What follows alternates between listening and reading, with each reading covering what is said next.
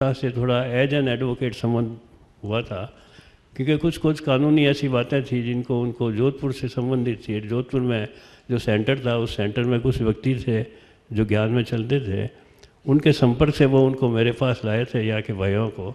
और वो जो लॉ के संबंधित कुछ बातें थी, उस बारे में मेरे से वो आगे थे, विचार विमर्श करते थे। तो इस तरह से मेरे युगल का काम था ज्ञान में सेंटर पे जाना। मेरा काम कोई था, मैं कोई संध्या नहीं करता, सवेरे उठ के कोई भजन नहीं गाता, सवेरे उठ के कोई प्रार्थना नहीं करता, मैं कुछ नहीं करता था। फिर एक दफ़ा ऐसा हुआ कि परम आदरणीय दादी प्रकाश मणि जी को सिक्योरिटी काउंसिल से पीस मेडल अवार्ड घोषित हुआ, जिसको लेने के लिए वे न्यूयॉर्क पधारी थी और लौटते हुए वे दिल्ली गई। दिल्ली में उनका सम्मान हुआ, फिर जयपुर में सम्मान हुआ, फिर उनको जोधपुर में बुलाया गया था कि जोधपुर में, राजस्थान में उस समय एक ऐसी स्थिति थी कि कोई भी सेंटर संस्था का नहीं था, सब किराए के सेंटर थे, किराए के मकान में चलते थे। और जोधपुर में पहली दफ़ा एक मकान बनाया गया था, तो उसके उद्घाटन के लिए दादी जी को विशेष निवेदन किया गया और दादी जी मोहनी बहन के साथ में जोधपुर पधारी थी। तो मुझे मेरी युगल ने बहुत युक्ति से कहा कि दादी जी यहाँ से माउंट आबू जाएगी, तो तुम क्या अपनी गाड़ी में उनको वहाँ माउंट आबू छोड़ दोगे? मुझे पता नहीं था कि इसके पीछे उनका क्या राज था, क्या रहस्य था। दादी जी के कोई गाड़ी की तो कमी थी नहीं कि जो मेरी गाड़ी में, कार में मेरे साथ ही जाएं। पर युक्ति से उन्होंने मुझे कहा, मैंने कहा भाई ऐसी विभूति को अगर मुझे ले जाने का अवसर मिलता है तो मैं ज़रूर उनको माउंट आबू ले जाऊँगा। तो फिर दिन के टाइम में संस्था का वो जो कार्यक्रम था वो पूरा हुआ। यहाँ से हम दोपहर को निकले जोधपुर से, फिर पाली पहुँचे, पाली उनका स्वागत था। उसके बाद सिरोही पहुँचे, सिरोही में उनका नागरिक अभिनंदन था। तो नागरिक अभिनंदन में मेरे को भी उन्होंने स्टेज पे ही बैठा दिया था। मेरे को संस्था के बारे में कोई ज्ञान नहीं था, कोई जानकारी नहीं थी। तो फिर भी वहाँ की बहन ने मेरे को कॉल फ़ोन कर दिया और कहा कि तुम भी कुछ बोलो। तो मैंने कहा कि मेरे को तो कोई ज्ञान नहीं है, बस ये ज़रूर है कि मेरी युगल ज्ञान में चलती है और कभी कभी आके मेरे कान में वो मुरली की कुछ बातें सुना देती है, जो सुन के आती है वो सुन लेता हूँ। तो मोहनी बहन ने कहा कि हमारा तो ब्रह्मा कुमारी का ज्ञान ऐसा है कि पेट में बच्चा है, वो बाहर आते ही वो तो ज्ञानी हो जाता है। तुमने कुछ बातें तो सुनी है तो तुम सुनाओ। पता नहीं मैं क्या बोला, पर उन्होंने कहा ठीक बोला। फिर रास्ते के अंदर जब मैं कार ड्राइव करके आ रहा था पाली से सिरोही के बीच में, तो मोहनी बहन ने दादी जी से कहा कि इन वकील भाई को तुम अपने बचपन की कुछ अनुभव सुनाओ। तो मैं गाड़ी ड्राइव कर रहा था, मेरे बिल्कुल पीछे दादी जी बैठी थी, उनके पास मोहनी बहन बैठी थी, आगे एक श्याम भाई करके है वो बैठे थे। तो दादी जी ने कुछ अपने बचपन के अनुभव थे वो सुनाने शुरू किए। दादी जी ने कहा था कि मैं जब छोटी थी, बाबा की जो मंडली चलती थी वहाँ मैं जाती थी, तो जब पहले जब मैंने ब्रह्मा बाबा को देखा तो मुझे ऐसा लगा कि ये तो मेरा श्री कृष्ण है जिसकी मैं राधा थी। तो उसी दिन से तो मैंने तय कर लिया कि मैं इस श्री कृष्ण को छोड़ूंगी नहीं, और मैं उनके पास में राधा बन के इस तरह से उपाय करके जाने लगी। फिर अनंतो गत्वा मैं इसी में समा गई। तो उन्होंने फिर बाद में मुझे कंक्लूड करते हुए कहा कि वकील भाई 3 बातें हमेशा याद रखना। पहला पॉइंट ऑफ लाइट, शिव परमात्मा ज्योति पुंज जो पॉइंट ऑफ लाइट है। दूसरा आत्मा, जो आकाश में तारे टिमटिमाते हैं उस तरह से चमकती है, वैसी आत्मा पॉइंट ऑफ लाइट। और तीसरा है ड्रामा, कि जो बीत गया वो कब्रदा हो गया, जो भविष्य में होना है वो भूगर्भ में है, मैं मालूम नहीं क्या होगा। वर्तमान तुम्हारे हाथ में है, अगर वर्तमान को तुम सफल बना लो तो तुम्हारा भूत और भविष्य दोनों ही सफल हो जाएंगे। बस ये बात मेरे दिल को टच कर गई, और उस दिन के बाद में मेरा वो टर्निंग पॉइंट था। उस टर्निंग पॉइंट के बाद में मैं इस संस्था से जुड़ा, और तब से लेके आज करीब 24 साल हो गए मैं जुड़ा हूँ। ओम शांति। बहुत सुंदर महेश्वरी जी, आपने तो ऐसी कार ड्राइव की, ऐसी ड्राइव की कि आपकी कार सही जगह पर पहुंच गई। और वो शायद जीवन में ड्राइविंग तो आपने कई बार की होगी। 1 मिनट बीच की बात कर रहा हूँ कि जब कभी दादी जी के सामने मैं खड़ा होता और कोई पूछता कि ये बच्चा ज्ञान में कब आया, तो दादी जी कहती थी कि ये बच्चा ज्ञान में आया जब कार चला रहा था और कार में इसका जन्म हुआ, उस समय ये ज्ञान में आया। बहुत सुंदर, बहुत सुंदर। तो देखिए कितने सुंदर और अद्भुत अनुभव हमें मिल रहे हैं कि जन्म परमात्मा मिलन और आध्यात्म का जन्म कहीं भी हो सकता है, केवल चेतना की और उस अवेकनिंग की आवश्यकता होती है। आगे बढ़ते हैं। बहुत रुचिकर श्रृंखला शुरू हो चुकी है और शब्दों में बांधना बहुत कठिन सा लगता है, लेकिन जितना अधिक हम शब्दों की सीमा में रहेंगे, अधिक से अधिक हमें जीवन के उन प्रश्नों के उत्तर आपसे सभी से मिलते रहेंगे। आगे बढ़ते हुए मैं आपसे रिक्वेस्ट करती हूँ, हमारे बीच उपस्थित हैं भ्राता जयप्रकाश जी, आप भी हमारे जज हैं सर्वोच्च न्यायालय दिल्ली में, और कई आपने जिसको कहें कि इस विषय में बहुत से अपने अनुभव लिए हुए हैं। आध्यात्म से भी आपका बहुत गहरा संबंध है, और हम सभी जानते हैं कि जब हम मनुष्य आत्माएं परमात्मा से सस्टेनेंस लेती हैं, पालना लेती हैं, क्योंकि हम सभी जानते हैं कि ईश्वर ही हमारी पालना करता है, ऐसा एक बहुत गहरा विश्वास हर प्रकार से हर संस्कृति में रहता ही है। और जब हम अपने आप को उस परमात्मा की प्रिय आत्माएं समझते हैं, तो हम अलग अलग संबंध से परमात्मा को याद करते हैं, और कुछ संबंध इतने प्यारे से होते हैं कि उस संबंध में हम बन जाते हैं। मैं पूछना चाहूँगी उस अनुभव को, भ्राता जयप्रकाश जी, ऐसा क्या, कौन सा ऐसा संबंध है आपका, ऐसा कौन सा कनेक्शन है, ऐसा कौन सा रिश्ता है आपका परमात्मा से जो आपको सबसे प्यारा लगता है?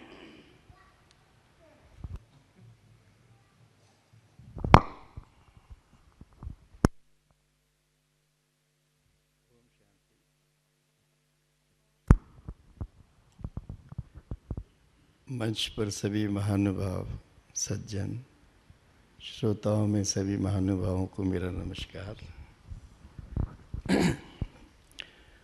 आज सबसे पहले तो मैं आयोजकों का धन्यवाद करना चाहता हूँ कि इतनी सुंदर जगह, इतनी सुंदर वेला, इतना सुंदर विषय, विद्वानों की महफिल, आध्यात्मिक वेताओं की महफिल, ये एक अपनी ही छवि लिए हुए। मुझे अपने विषय से पहले एक कमेंट चक्रपाणी जी पे करना है। वैसे ये क्योंकि उन्होंने कहा कि उनका जन्म अमावस्या को हुआ और शुरू में उद्दंड थे। मुझे ख्याल आ गया इसमें अमावस्या में जो भी व्यक्ति पैदा हुए हैं वो बहुत ही आगे बढ़े हैं, क्योंकि उन्होंने जो पढ़ा अध्याय आत्मा का तो जीवन को पूरा सफल किया है। क्योंकि एक स्वामी महर्षि दयानंद, उनका भी जन्म दिवाली पे हुआ था, और उनका देखते हैं कि कितना एक क्रांति उन्होंने लाया अंधविश्वास के प्रति, उसमें एक कितनी बड़ी क्रांति और कितने लोगों का भविष्य उज्जवल किया। दूसरे मेरा खुद का एक छोटा भाई है, वो अमावस्या को दिवाली पे पैदा हुआ था।